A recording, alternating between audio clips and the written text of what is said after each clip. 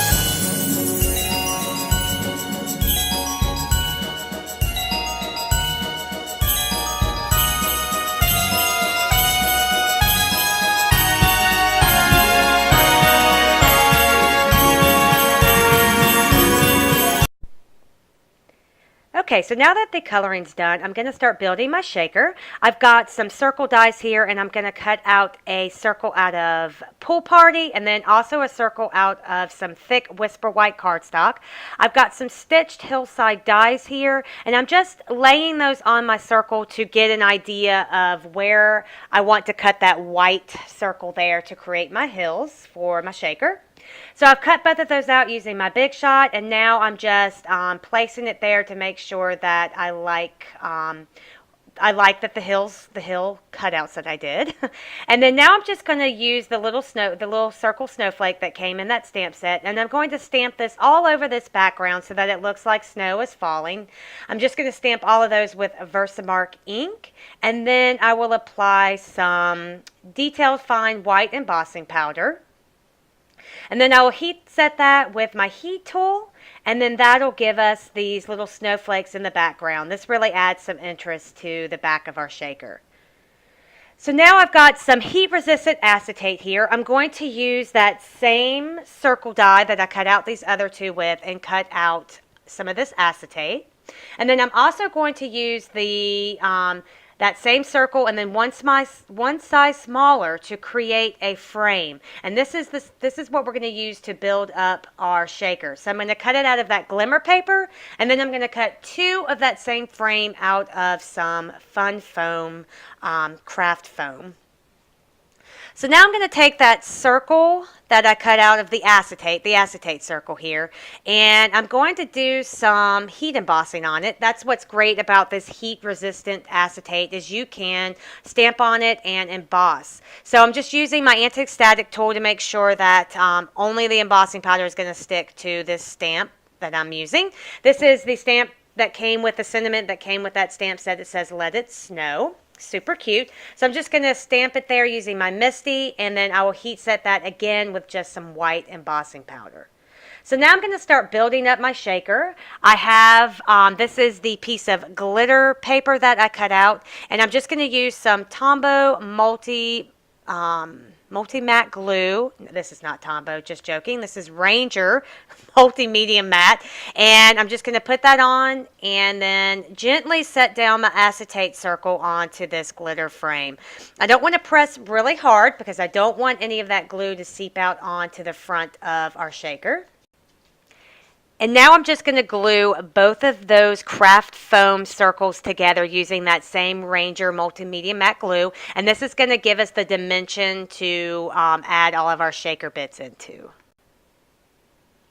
Okay, so now I have my glimmer circle glued to the front and my 2 craft foam circles glued together and then glued to the back of that piece of acetate. And now I'm just going to work on my shaker here, the background of my shaker. So I'm just going to glue down those hillsides that I cut out using my Tombow multi-purpose glue here. And then I'll also use that same glue to glue down the little snowmen.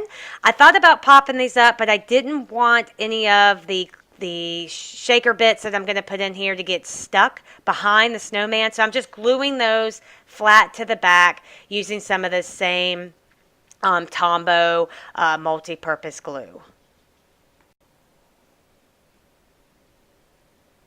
I'll just glue this last little snowman down, and then we will be ready to start adding all of the fun little shaker elements that I'm going to add to this ornament.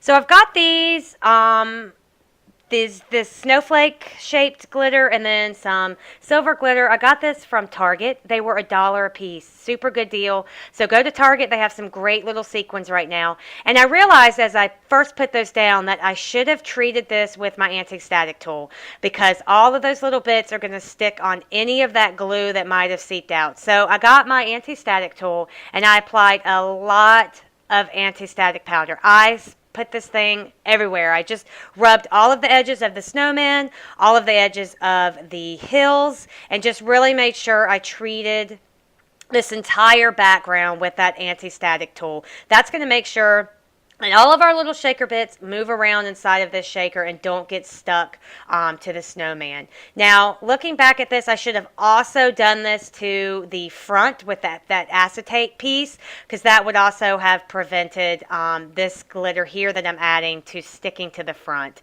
This is some sticky little glitter bits there, and it does end up kind of sticking to the front of my shaker window there, but that's okay. I don't mind how it looks in the end. So now that I have all of those bits inside the shaker, all I have to do is just glue that front piece on, and I glued it on again with some of that strong Ranger multimedia matte glue. And now I'm going to make this into an ornament. I've got some just really pretty silver ribbon, and I'm just going to use some very strong double-sided tape to hold that ribbon down onto the back of this shaker. And then I also cut out an additional white circle out of some of that thick whisper white cardstock, and I will just glue that onto the back or adhere that onto the back with that same double-sided adhesive. This is very strong, and this ensures that all of these pieces stick together in the back.